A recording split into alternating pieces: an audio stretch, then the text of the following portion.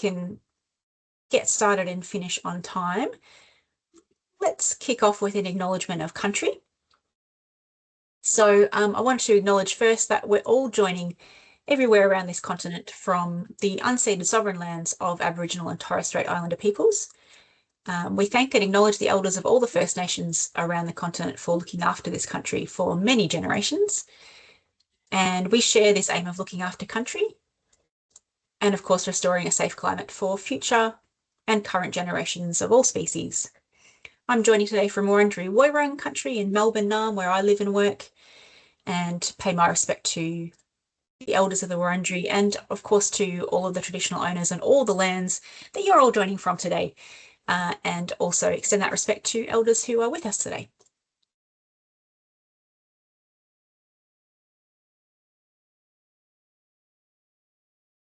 And if anybody has not come across us before, we're called Climate Emergency Australia. We're a network of Australian councils that have declared a climate emergency. Again, I'll tell you more about how to connect with us a little bit later, as well as some exciting things that we've got coming up, including the next round of our training for local government leaders. Oh, somebody said they can't hear. So other people can hear. Always the way. Just maybe check your audio settings if you're having any troubles with the audio. I'm struggling to keep up with muting everybody, so please do keep yourselves on mute if you can. That will just help with keeping the background noise down. Volume is fine for Cara. Great, thank you, Cara. So I was just saying that we're having another round of the training in the middle of this year, and it will be the only one for this year. So do jump in if that's something that you're interested in, and I'll tell you more about that in a moment as well. Okay. So I might just start introducing the topic and our speakers a little bit. So in a moment, I will hand over to Charlotte Turner, who is a climate risk lawyer. And she's a specialist in climate risk, including the legal and financial liability aspects of that. She's also a research fellow in the Laureate Program on Global Corporate Climate Accountability and has a long-standing role in the Chancery Lane Project. And people often ask me, especially when new councillors are coming on board or new exec team members are coming on board, who's a lawyer that can come and brief our leadership team about climate risk? And we've worked at CEA with Charlotte on our training that I just mentioned, amongst other things. And she's one of the people that I often recommend to people. She comes and does an expert speaking spot on that training as well. But the problem is there's only one Charlotte and many, many councils around Australia. So that's why I thought we'd organise this briefing so that you can all hear from her directly and ask her questions. Some people have even submitted questions already. And once I hand over, you're free to put questions for her in the chat as well. We'll collect those up and have a little Q&A after Charlotte and before we get to our other guest speakers, because we do have two other very special guests who are going to help us understand the perspective from within councils of grappling with these climate risks. So a little bit later, we'll have Councillor Matt Woods from Banyule City Council, who's not only a councillor, but also a member of Banyule's Audit and Risk Committee. And we've also got Mara Baviera joining us from Merri-bek, and she'll give us a bit of an insight into how council officers are integrating climate risk into their work there. And just one further thing, I guess, to frame this session a little bit for you. One of the aims is for you to walk away with a grounding in what is the role of local government in climate risk, especially from that kind of legal point of view, but also to give you, I guess, a little bit of ammunition or context for when you're having conversations with people in the community or community leaders or councillors or exec team members, whenever you kind of hear that narrative that, oh, this is not the job of local government. In fact, local government should be getting back to basics and focusing on roads, rates and rubbish. Actually, the law tells us that it is our job and it is part of our responsibilities. So you're free to share this with others as well once we upload the recording. So I'll just check in and see, Charlotte, are you ready to go? I am, yes. Yes, great. Oh gosh, it's going to be hard to find you so I can spotlight you. So Charlotte, I'm going to share the slides, but do tell me when you want me to advance them, because even though it looks like you can advance them yourselves, nobody else can see that. So let me know when you want me to click through. But over to you, Charlotte, and thanks for being here. Thank you very much. Thanks, Sally, and hi, everyone. It's really nice to be here. As with Sally, I'm also joining today on the lands of the Wurundjeri Wurrung peoples, and I'd like to pay my respects to elders past and present and acknowledge their deep and uninterrupted connection to the land and the water of where we live. Yeah, as Sally mentioned, I am a lawyer. I practice in the area of climate risk governance. I'm just getting back to it after a year sabbatical at Monash's Climate Work Centre, researching credibility in climate transition plans. And just to give you a little bit of context about where I'm up to today, just to let everyone know, I'm probably operating on about 70%. I'm thrilled to be here, but I had to have surgery on my ribs a month or so ago, and I'm just still very much in the recovery process as I have 3-year-old twins to run around afterwards as well. So it's just taking me a little bit of extra time. But if there's anything that I don't cover today or don't get to the questions, Sally will pass on my contact details. And Cara both in as well. Pass on my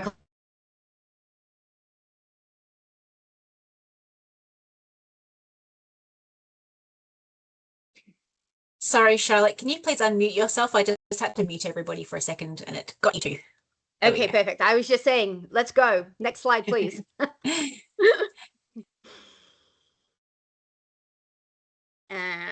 Sorry, I'm going to have to reshare for a second. Okay, well, my first slide is actually relates to the seasons that we have here in Melbourne, the Wurundjeri calendar. My twins have recently started kinder and have been learning about the 6 seasons as opposed to the 4 Western seasons. And we are in the middle of March, which I now know is season, eel season, and that is sort of this cooler temperatures, colder weather that we're feeling, and the days and nights are of equal length. But to get straight into it, I'm going to start off with my session today, setting the scene and providing some context as to why climate change is an issue that a corporate lawyer is talking about, and now squarely an issue for councillors, council, to be thinking about and integrating into decision-making processes and governance systems. So on the slide that we've got there, this is my funnel that could have like to refer to as the beyond compliance funnel.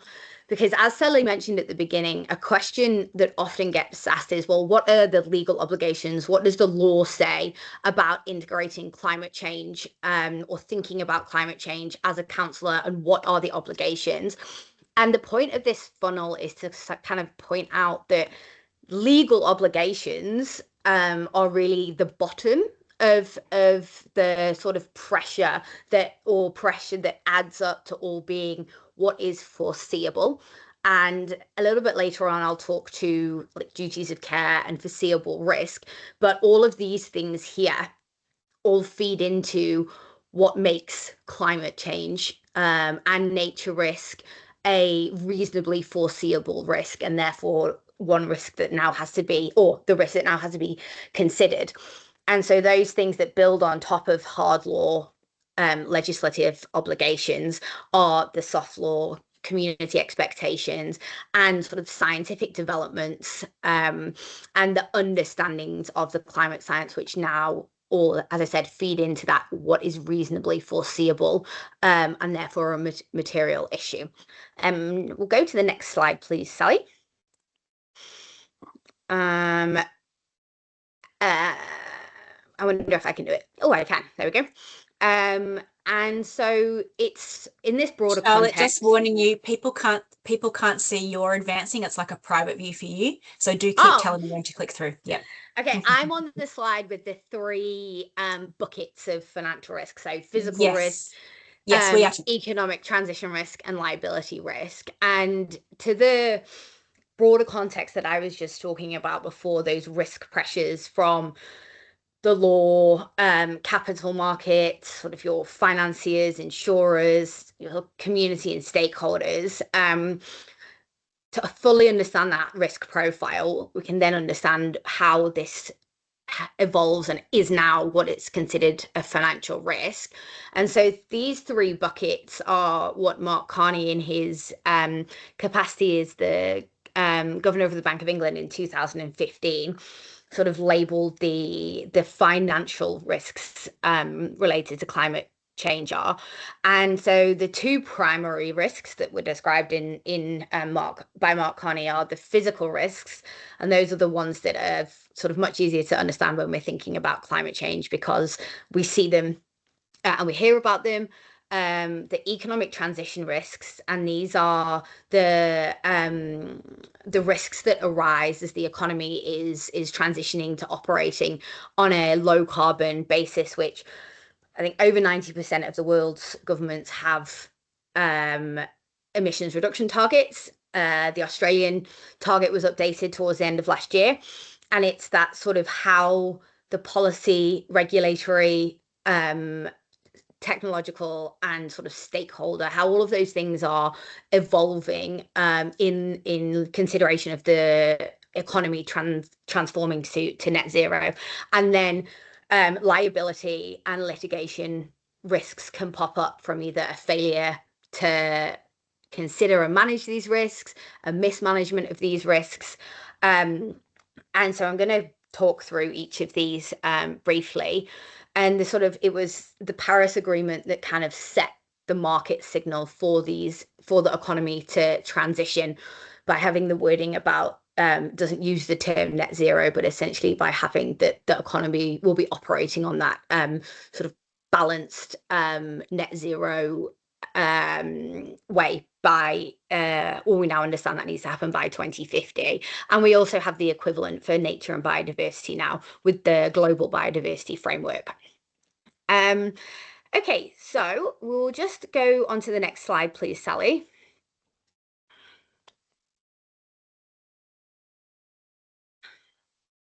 And I'm going to talk about the first bucket, physical risk. I think, yeah, there we go. And so I've got a snip out here of the National Climate Risk Assessment. And on the following slide, there's some snips from the Climate Adaptation Report. And those, I'm not going to go into them because of the time that we have. But the context as to why we're seeing these changes in environmental policy and law are because we now have a much greater understanding of the physical risk that's presented by climate change. And certainly now in Australia, we finally had the release of the National Climate Risk Assessment report last year. And all of this sort of information, again, feeds into what is reasonable for councillors and councils to understand as their climate related risk. Because the impacts of these physical risks are non-linear, the changes can be very abrupt and irreversible and therefore extremely costly. And I'm sure you've heard lots of people say before that it's, the balance of the proactive approach to managing climate risk versus the reactive once an extreme weather event or something happens.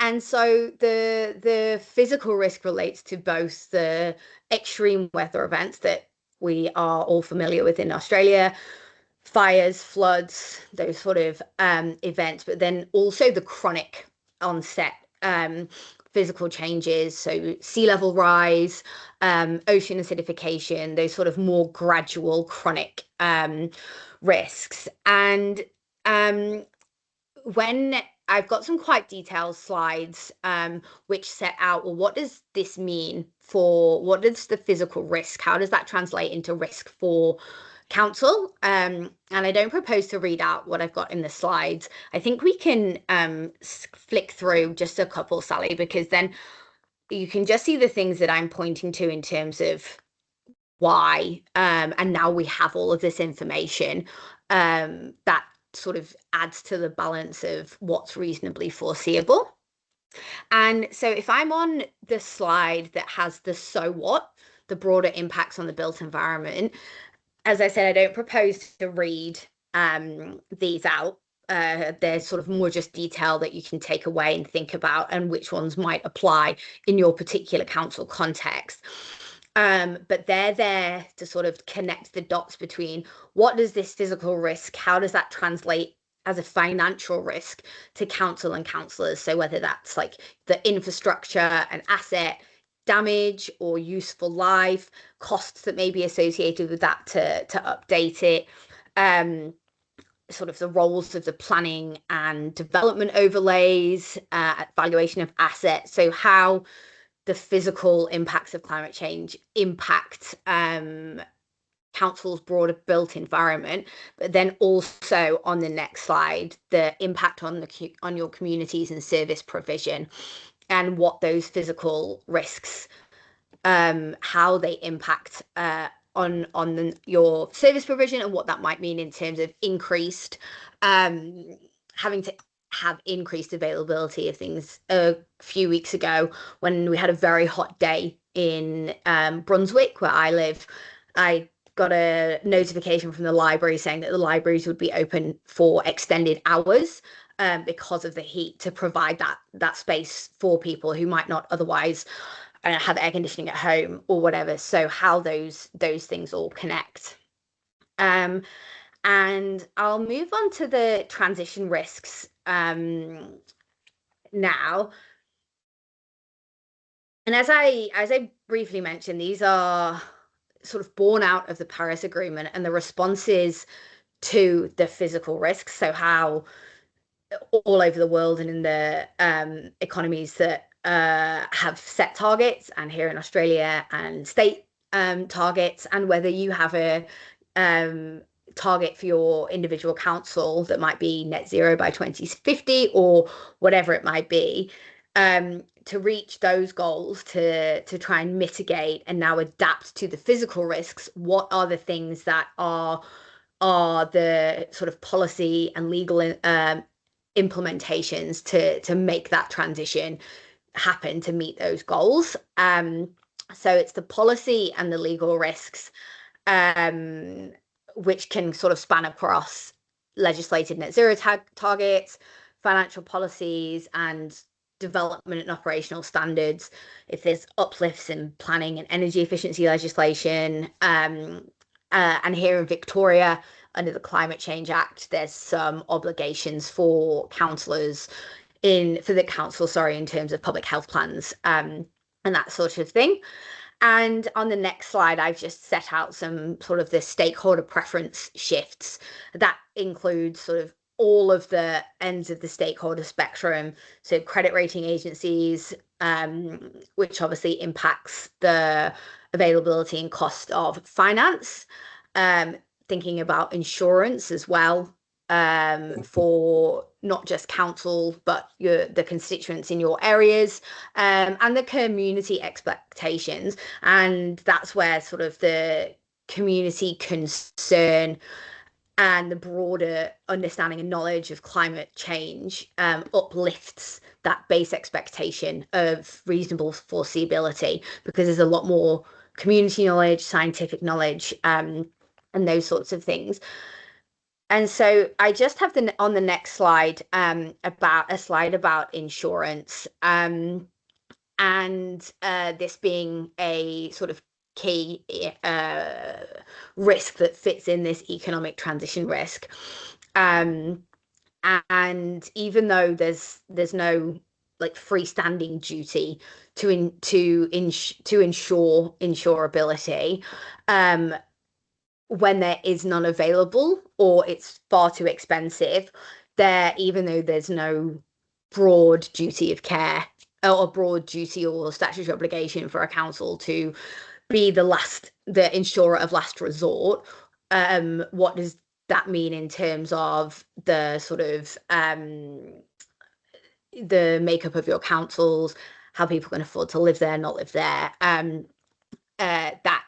those sorts of issues? And there's been acknowledgement of like a systemic affordability and availability problem, which is driven by these increasing disaster losses and reinsurance costs. And it's not, as I said, a duty on councils to sort of underwrite insurability for individual properties, but thinking about what that means in terms of the people that live in your constituencies.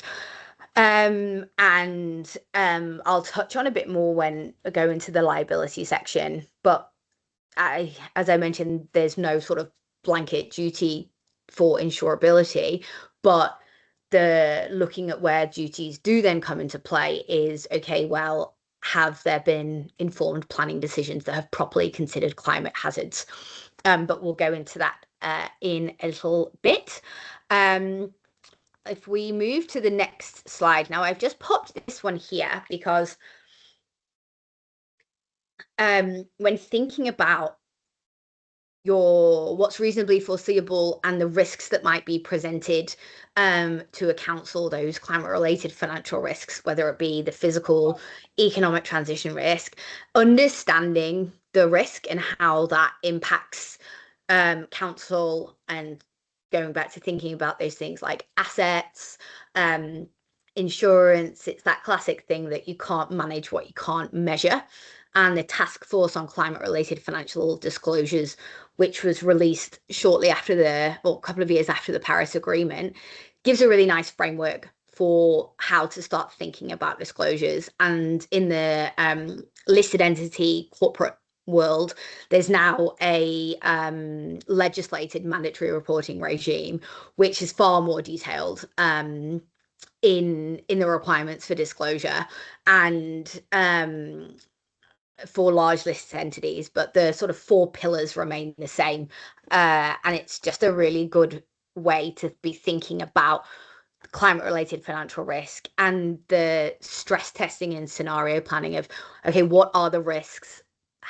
What's the likelihood of them materializing under sort of different warming scenarios? And that understanding can help the management of the risk and therefore reducing any sort of legal liability. And I've just got here a little diagram which shows some of the ways that economic transition risk may materialize for council, but not just the risks, but the opportunities in terms of, I don't know, power purchase agreements or how to negotiate contracts, include climate solutions or risk sharing mitigations in contract procurement processes, and thinking about what opportunities can be captured as a sort of whole of council in the strategic plans, the business plans, and what other opportunities might arise out of mitigating climate emissions, and as well as making adaptations into the climate risks and the physical risks that are sort of coming to the fore now. And if we just move on to legal and liability risks, and this can pop up in any context. We haven't needed a specific climate law for a head of claim that relates to climate change to be brought in Australia. And as I mentioned really briefly at the beginning, the liability and litigation risks come or are there when there's a failure to mitigate. So not taking enough steps to reach emissions reductions, and especially if there's a emissions reductions target like a net zero by 2050, that statement can be construed as a target or representation, and therefore can attract that liability of it not being a misleading statement. The failure to adapt, so to update infrastructure, update assets, update your service provision depending on how your physical risk presents, and the mismanagement of those risks. And as I said just before, we don't have a climate change law because of the way that the liability and litigation risks from climate change kind of span across the whole of the legal spectrum. In the sort of local kind of government context, there's a lot of planning approval litigation, but also negligence and nuisance in terms of failure to adapt, which can contribute to third-party property damage. I was just reading about a case that I wasn't actually familiar with before I was doing some prep for this yesterday and today. It was a couple of years ago now, but in Queensland, in the district court, there was a finding in favour of a landowner in relation to a broken stormwater pipe, and damage was caused. And so there are sort of these examples where the theoretical heads of claim are at the forefront. And I think the contract force majeure issue, now I've obviously talked a lot about reasonable foreseeability, and under a force majeure clause, if that's in your procurement contracts or whatever it might be, there's often quite a blanket clause about unforeseen events or acts of God. And because now we do have all of this knowledge from the National Climate Risk Assessment or wherever else, whichever state you live in Victoria, we have assessments. That level of knowledge about how climate events might unfold, or predictions as to the foreseeability and the intensity and increase in frequency of events, how that actually feeds into your contractual obligations and what could now be classed as an act of God, that or not, as the case may be, that may have been there before. And then, of course, the discharge of statutory obligations, whether they are contained in a local government act. I am obviously Victorian and a Victorian lawyer, so my knowledge and expertise is in the laws that we have in Victoria.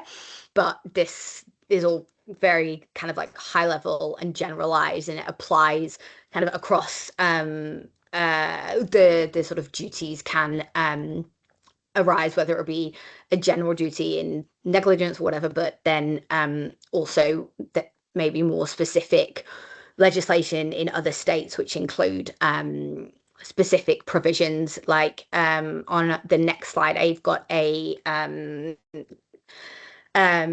got my pool in the beach slide, which, as I realize, is now 10 years, was now 10 years ago. And this just highlights as these risks and the physical risks are coming to bear through these more extreme weather events that are contributed to through a warmer, changing climate, when there are losses, such as this one, homeowners or whoever it may be will look to see where there's potential liability. The sort of outcome of this was the homeowners, the local council and the New South Wales state government agreed to build a sea wall. The government, state and local, ended up being responsible for 10% each, and the homeowners contributed 80%. But it just is a sort of good example of how these cases are sort of coming to bear. And on my next slide, the Local Government Act, as I said, I'm practicing in Victoria, and my expertise is sort of in this act, which is why I've got it up here. And the legislative changes that were brought in, I think this was in 2020. Yeah. They've actually introduced an overarching duty of care for local governments to consider the impact of climate change, as well as sort of specific requirements in relation to decision making in key areas. And as I said, there's otherwise other state legislations, but then there will be obligations under financial planning, asset management plans, to consider these foreseeable risks now, and specific statutory responsibilities, but also targeted common law duties. So those negligence and nuisance ones can arise where, if it's a hazard that's created or controlled by the council, if there's statutory functions that require it in decision making, or, as I said, legislation. And these are all really context specific. There's no generalized duty of care owed personally by councillors, but there is sort of increasing awareness that councils should be taking into account, especially the physical risk, and how that the understanding and management of those risks is being integrated into the governance and decision making about the built environment, assets, and also service provision. On the next slide, and again, I don't propose to read this out, but I've got it up there to give the information, is that against that background of where a duty of care arises, because if there is that duty, then therefore councils may be open to claims in negligence, and places where these duties can pop up are development approvals, and sort of those things, particularly thinking about homeowners in your areas. And then I think this one is my last slide, and in the terms of climate change world, this report was done in 2019, so it's way out of date now, but the point remains the same, that litigation is increasing, and as this report found, there's sort of common themes around where that litigation is, and the greatest exposure to litigation. And so because climate change presents a foreseeable risk now, it's one that needs to be appropriately managed, and that kind of legal imperative for robust consideration for it to be covered across all council functions, and that active consideration for businesses, including the integration into governance frameworks, strategic plans, community plans, as well as corporate governance, corporate business plans, and things such as that can reduce liability exposure will be like the review of current and proposed infrastructure, asset investments, emergency response plans, and sort of thinking about how climate change impacts budgets, increased expenditure. I'm not going to talk any longer because I don't want to take away the time from the other two speakers, who will have really valuable insights as to how the sort of theoretical legal stuff, how that's sort of been playing out in a council context. So I will stop there and pass back to Sally. Thank you. Thanks so much, Charlotte. Plenty to chew on there.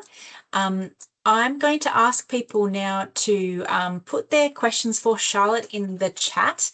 And while you are doing that, I'm also going to ask you a question, Charlotte, that came in ahead of time.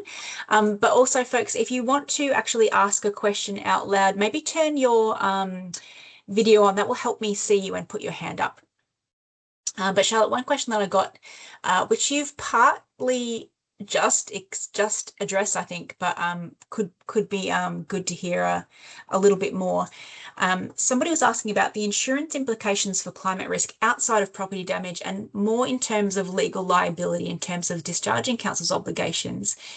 You were just saying that councillors probably have limited personal exposure, but are there circumstances in which councillors and officers are personally exposed in terms of legal liability? There are some, and there's the Civil Liberty Legal Act, which offers sort of some really strong protections, but where there's sort of like flagrant mismanagement or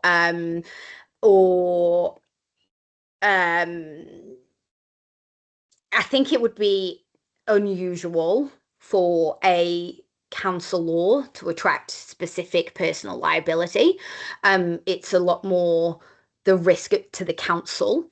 But that's not to say it doesn't exist in relation to sort of gross negligence, gross mismanagement, those sorts of things, and completely failing to consider your obligations as a councillor. That complete failure could attract legal liability. But I don't think in terms of personal liability for a councillor, there's, unless you're doing those things that I just mentioned or not doing those things, it's more the council itself that is could attract that legal liability. Yeah, thanks, Charlotte. Okay, a couple of questions in the chat. So Tim asks, with regard to the role of local government in biodiversity protection and green infrastructure, do local governments have a duty of care to protect native vegetation to enhance its condition and functionality for their contribution to building climate change resilience? I think, as I mentioned, the sort of specific duties of care are very, they're sort of those, oh, hang on, I've lost you there. Specific duties, certainly in Victoria, but the duty of care extends to, I think the words are, let me just look at them, the economic, social, and environmental sustainability of the municipal district, including mitigation and planning for climate change risks, is to be promoted. And so I certainly think that in that context, because biodiversity protection and green infrastructure feeds into that economic, social protection and climate risk, then yes, certainly it could be said to go into that duty. But again, it's so context specific. It's a sort of, I can't really give a yes. It's not a yes or no answer. Yeah, that's fair enough. I think we've got time for one more question before we get on to Matt and Mara, but we will have time for more questions at the end. If you're well enough, Charlotte, and able to stick around, obviously you'll be here for that. Yeah, great. But one more question before we hear from Matt and Mara. Councillor Pat Hockey asks, does the community have an expectation that local council can carry this role or have the capacity to do so? I think that's probably more a question for our next two speakers. But I think certainly, as I was talking about that, what fits into the bubble of reasonable foreseeability and from that liability risk lens, certainly, I think the expectation of communities has increased greatly. And I think, obviously with Climate Emergency Australia and councils declaring climate emergencies, there is that sort of community and stakeholder expectation that councils will do more. And I think because they're on the front line, and often if there is an extreme event that impacts communities, council is there on the front line, that it may come with that expectation, but maybe the others can speak to that as well. Yeah, great. Okay, so with that, I think we might switch over to Matt and then Mara. Thank you so much, Charlotte, and yep, hopefully you can stick around. And Charlotte, if you feel like addressing any of the comments in the chat, amazing, because I know that we'll have lots, but we'll still try to get to them if we can. But let's take away. By the way, just in case you're not aware, you can drag across your screen so you can see the speakers a little bit bigger if you want to. But Matt, so we're going to do the next two in more of a Q&A style. Matt, a couple of questions that I had for you. I guess mostly for the officers in the room who maybe don't have day-to-day contact with the Audit and Risk Committee. I'm sure most people are aware that councils in most states are required to have Audit and Risk Committees, but could you just give us a little bit of a recap on how you see the role of that committee and what it looks like on a day-to-day basis as somebody who's actually on one of those committees? Yeah, hi Sally. Thanks for having me today, and can I just say on behalf of everybody, thank you, Charlotte. That was so insightful, and I'm very, very relieved to hear that she's sticking around for the Q&A later. Thank you. So to answer your question, Sally, yes. So audit and risk has been a function of local government for about 30 years, since the 97 Local Government Act. And like most big business and increasingly a lot of small medium organisations. We have an audit and risk function that sits within council that reports to council on enterprise risk and strategic risk. Difference being enterprise are the ones that are internally, that we have some level of control, and strategic risks are the ones outside our organisation that affect us, but we don't necessarily have any control over. And then we make recommendations through to council based on the framework that's been set by council. I'm very fortunate in the context of Banyule. We declared a climate emergency back in 2019, and we're pursuing a target of real zero emissions. And we have a very engaged executive and senior team, which makes my job a little bit easier. Fantastic. I love to hear the words real zero, Matt. And when you participated in our training, you talked a lot about how you might bring that climate emergency lens to the committee. So I'm curious what kind of conversations that sparked, and particularly, I know you were particularly keen to talk about insurance, which Charlotte's talked a lot about today as well. Yeah, she has, and it really has been insightful. So when I'm a first-term councillor, and so the immediate observation was that the conversation of climate change wasn't getting enough attention, as opposed to some of the other pressures that we've got, financial, for example. And so for me, it was about asking questions to try and have people thinking about the dollars, and I like to say the common sense around climate change. Effectively, someone has to pay, and this is what Charlotte was talking about in great detail. So, with that notion of our society only acting when it's when the pool's falling into the ocean, so to speak, as we saw before. At the time when I met you, Sally, and did the training, Cyclone Alfred had just swung through southeast Queensland and northern New South Wales, and the LA fires in the middle of their winter were burning. And it certainly heightened my awareness and sense of urgency around climate emergency. And I'll just say to our friends up north that are facing Cyclone Narelle that our thoughts are certainly with them. So it raised a series of questions through the Audit and Risk Committee to understand how well climate risk was embedded within the council planning and thinking. Things like which goes to what Charlotte was talking to us about, was what are the impacts of insurability on our public assets with rising costs and exclusions? Melbourne Water are coming back to Banyule in June with a new flood overlay. That's going to have an effect on some of our sporting pavilions, for example. So what does that look like from a dollars and cents point of view? You know, considering the impacts of insurability on residents' homes adjacent to our high-risk public assets, such as the many floodplains that we've got in bushland. Black Saturday is not that far in our memory, and had wind effects been a little bit different, our outer suburbs would have been affected. And it's not a matter of when this might happen, or sorry, if this might happen, it's certainly when. So this is about can we reduce our risk profile and then realise some benefits in that. But by introducing climate change to the P&L, if you don't mind me making that suggestion, will hopefully have people sit up and listen and talk, more importantly, about climate change. Yeah, great.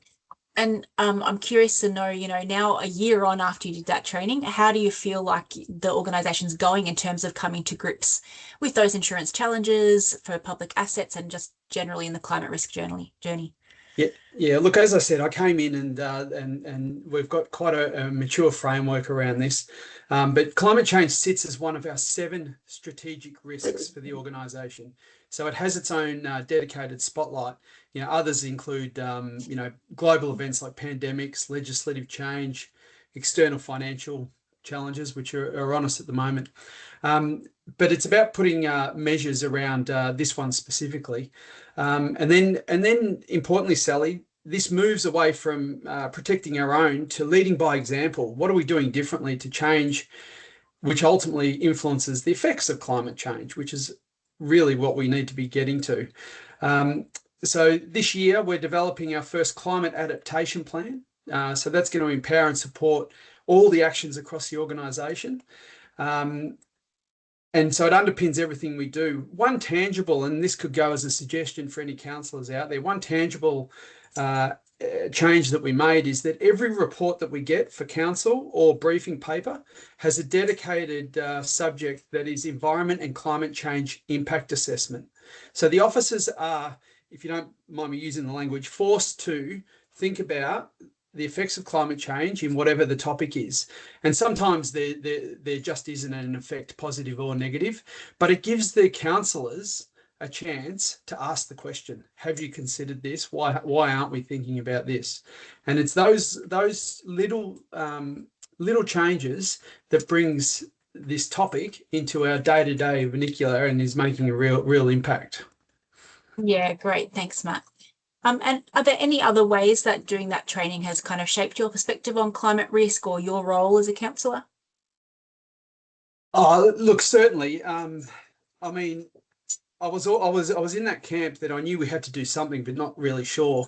And then as a new councillor, it started the training that I did through CEA, and then the introduction of audit and risk. It started to come together for me, and having this balanced conversation about what is here and now, what's coming, and where it's going to go if we don't do something about it.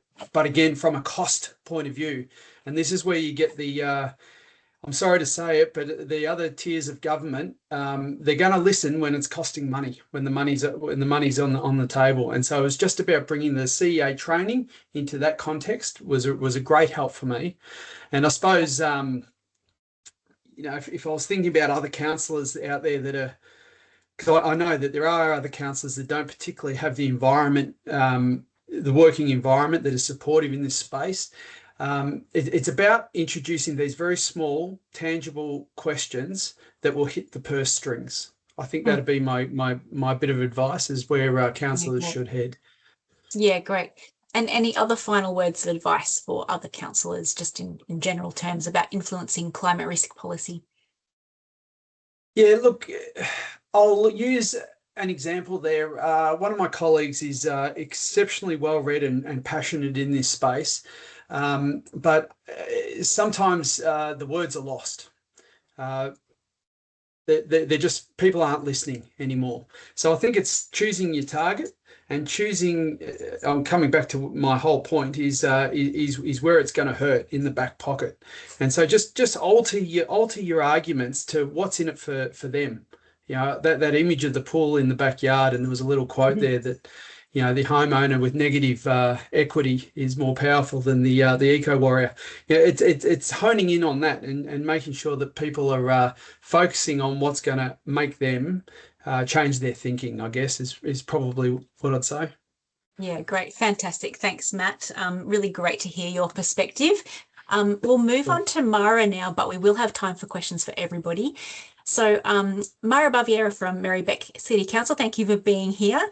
Merri-bek's taken a really strong approach to climate risk management in recent years. As I said before, quite a leading approach.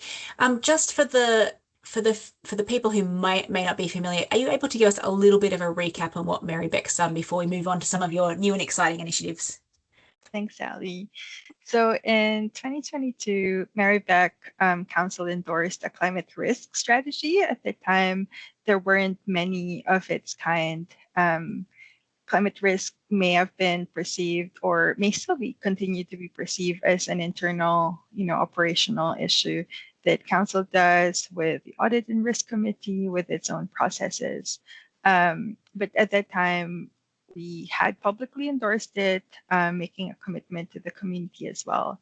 And some of its pillars relate to some of the internal processes, like financial processes, asset management, and risk management, that we need to have an uplift on in order to better address climate risk. There's also something in there about the built environment, how we can make it more resilient, natural and open space, our community, and the partnerships that we need to make it happen. So in a way, it's climate risk and also kind of like a hybrid adaptation plan, if you will. Yeah, and since then we've had really good governance of the plan within the council. So we have what we call the Climate Resilience Integration Board, where all 4 directors sit, and often the CEO would also be very much engaged at different touch points with that meeting. So it's really helped us get that visibility. We're transitioning to a different governance model that blends both the mitigation and adaptation, basically more of an integrated climate emergency action plan approach, and we'll see how that goes. Yeah, interesting. And you mentioned to me when we were catching up beforehand that you had a recent workshop on operational risks around council buildings and flooding. Can you tell us a bit about the background to that, what you're hoping to achieve and what you got out of it? Yeah, just hearing right now from Charlotte and Matt, the foreseeable future, this is very much linked to that theme. So in our operational risk register, we have a risk that public and private and council buildings are flooded. And now with the Melbourne water mapping, we're having more robust information as to what that looks like with stormwater. Not just where it's likely going to flood, but the level of the hazard as well. So the hazard, for those that maybe are not aware, it's rating from hazard 1 to 6, and it incorporates information about the depth and speed of water. And it has, it can show you basically where water is likely to go, how deep and how fast. So yeah, based on this information, we've looked at council buildings as an important asset class, because not just from an assets perspective, but really what the services that they are delivering. So we have kindergartens, senior centers, sports pavilions, libraries, like many other councils that we're custodians of on behalf of the community, and where we operate different kinds of services, either directly as the council or that we lease to organizations. So looking at the spread of, all the different potential buildings that may be affected, they had like very different uses and very different responsibilities for council. Sometimes we're leasing it out to a nonprofit for them to operate the service. Sometimes we just own the land, actually. And there's varying levels of risk. And so we did a workshop, basically all the service managers or early years liaison officers, everyone who could be involved, including our asset managers, those in charge of our GIS mapping, to really wrap our heads around what are the risks to individual buildings because of the level of information we have. Like the mapping has really helped make it real for people, like knowing where the exits are, which parts of the building or of the property would likely be affected, what are the transport routes, in and out of buildings, where's the higher ground in relation to the facility. That's really catalyzed things for people, that it is a foreseeable problem. And based on the user groups as well, like some are early years centers with very young children, or some buildings run programs for seniors with mobility issues. So that's really helped the service managers plan ahead. Yeah, awesome. And I know that you're really excited by the level of engagement that you got with that workshop. So apart from, having all this new data, any other key ingredients you can share with other councils in how did you make it so engaging, and how were you able to bring people together in that kind of spirit? I think in part it's also the working relationships that we have built over time. With the different areas. So we're not new faces to them. This is not a new issue. It's recognized as important to the council itself. And so we had really strong presence. And then, of course, when you see the map and what's going to happen, that makes it very real. But I also think that sometimes we're afraid of information that looks scary. We're afraid of scaring other people with information. But I think like one of the worst things that could happen is, and I don't know, maybe potentially where liability lies, is that we knew something, it was foreseeable. We have responsibilities with regards to the service, and we didn't prepare enough or inform people. So that's really helped make it successful. And a lot of the, across the services, everyone's committed to the best outcomes for the community, especially on safety. Yeah, great. And yeah, no doubt building on all of that past work that you've done. So yeah, great. Thank you for sharing that. Okay, so we are swiftly running out of time, and I'm just going to check in with our speakers. If our Q&A time goes a little over time, are you able to stick around? Or have you got another meeting to get to? You're okay? All right. So About 5 minutes, yeah. yeah, no worries. And so, of course, if people need to leave, go ahead and you'll be able to catch up on the recording for the little bit of overtime Q&A. But I will try to get to some of these questions in the chat. I'm going to get to this one first, which I think is maybe something that Charlotte can comment on, but Matt and Mara, you might also have thoughts. Considering the spread of statutory responsibilities across all three levels of government, how is liability shared or apportioned? For example, local government exists through an act of the state government, and our ability to raise revenue is extremely restricted, as can be our influence over policy levers. Also think about the National Adaptation Plan, which isn't linked with sufficient investment, hence responsibilities often shift to local government. Charlotte, and maybe Matt, you might also have some comments on this. I'm going to give a really lawyer's answer and say it depends. But yeah, again, the context is obviously extremely important in terms of how a court might look at or find liability and apportion it. I don't know off the top of my head sort of any specific examples where there has been that consideration of if there's been underfunding or there's sort of restrictions on the ability to raise revenue, how that's then impacted on decision making. But going back to the Collaroy Beach pool in the beach example, so there wasn't actually a case filed there. There was just a threat of legal action from the homeowners, basically saying, we bought these homes, you didn't want us that coastal inundation or whatever was a risk, our houses are damaged, you need to pay us. And then there was that negotiated agreement between the two levels of government, the local government and the New South Wales state government and the property owners. And originally the property owners wanted the two government levels of government to pay 80% or 90%, and they'd paid 10%, and it was ended up being the homeowners would pay 80%.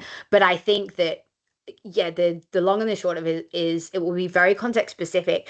But going back to an answer that I put in the chat as well, is that in terms of thinking about your own liability, in it's sort of, and as Mara said, good governance, like documentation of decision making, what things were considered, because your limitations and how you're making decisions in the context that you're making them is ultimately how liability will be decided. And where you do have those restrictions from different levels of government or funding restrictions, those are all important considerations in your decision making. And if there was an instance where there was a case or whatever, the court would look at the context and how that decision was made.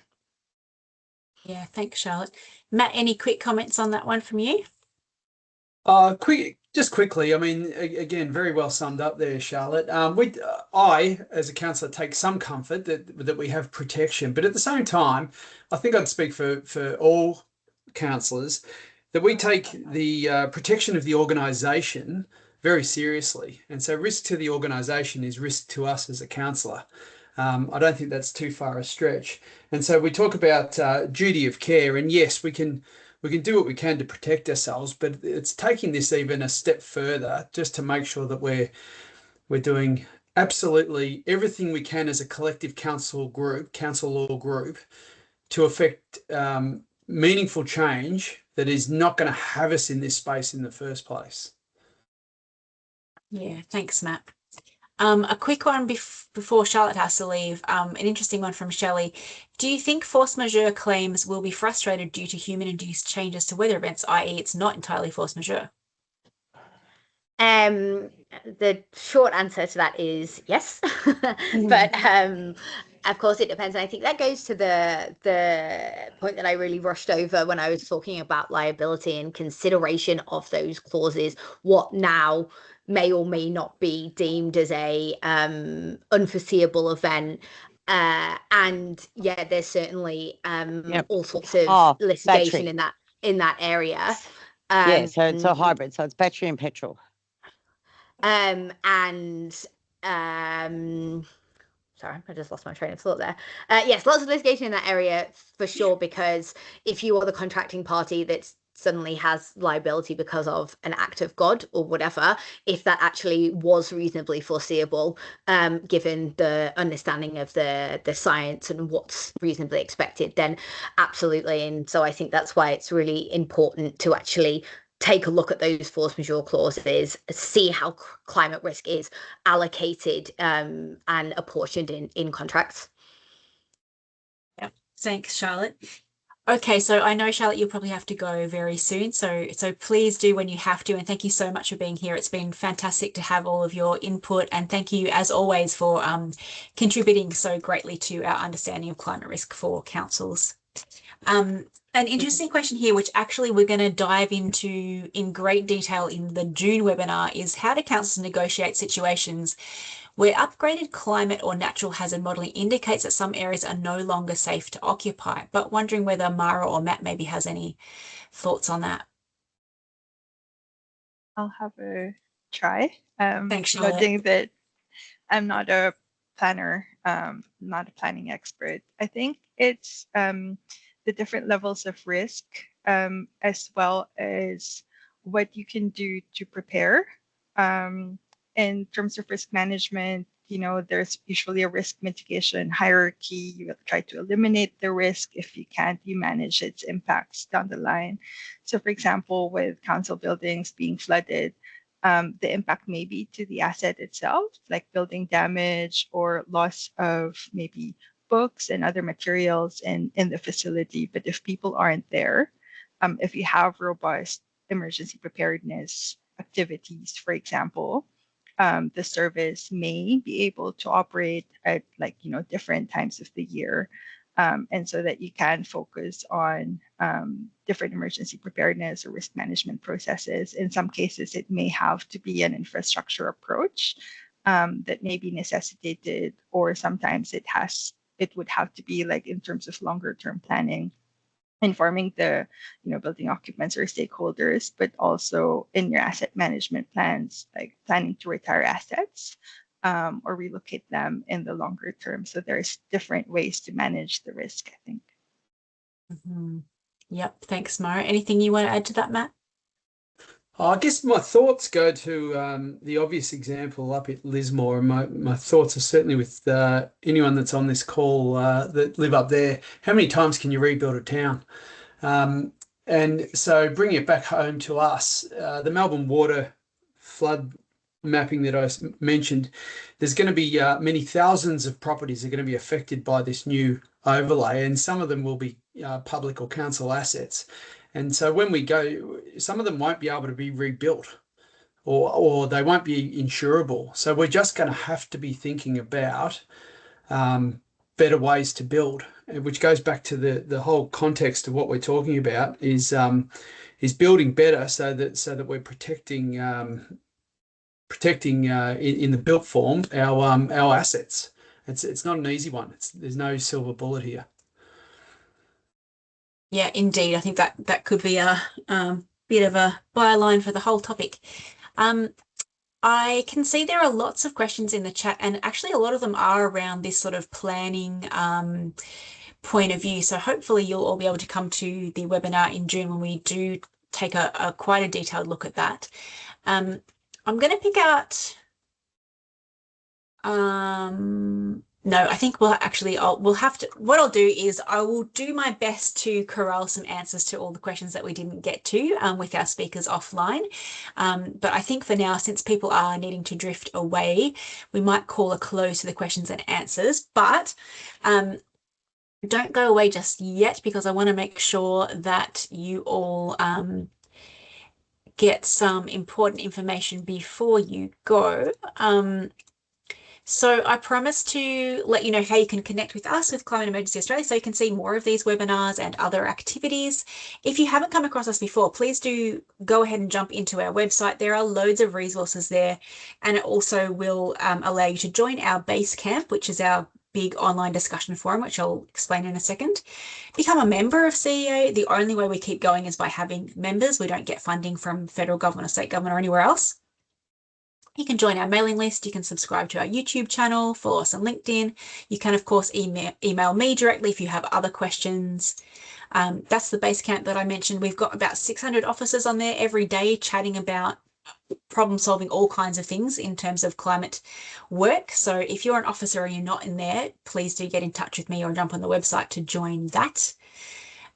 We've got some upcoming special events. I mentioned the training already. I won't keep going on about it since we've touched on it a few times, but I will say if you go to that website there, so our website /training, you can sign up for the next round of training if you've not done it before, and if you're a local government leader, so a councillor or exec member.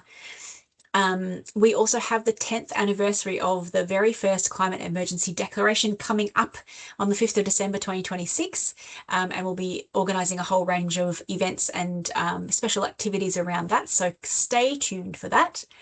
We've got all of our regular events coming up as well. We do more or less monthly webinars like this on a particular topic where we have councils come in and experts come in and discuss the issues of the day.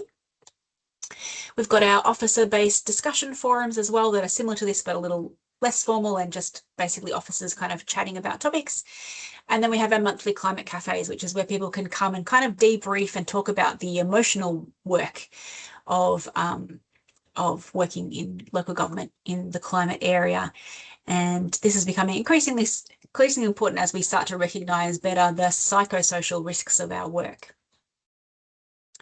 Speaking of which, we'll actually be addressing that directly in the webinar coming up in May with Psychology for a Safe Climate. So if that's something that you're interested in, do register for that. We'll be talking about urban biodiversity in April. And I've mentioned it a few times in June, we'll be talking about, again, climate risk, but from a land use planning point of view. So thank you so much, everybody, for being here. A special thank you, of course, to Matt and Mara for sharing so generously today, and to Charlotte as well. I will do my best to corral all that information, all the links that have been shared, all the highlights from the chat, and hopefully some more answers to your questions that we didn't quite get to, and apologise that we didn't get to all of them. But thanks, everyone, for being here, and I really look forward to seeing you in another webinar soon. Thanks, everyone.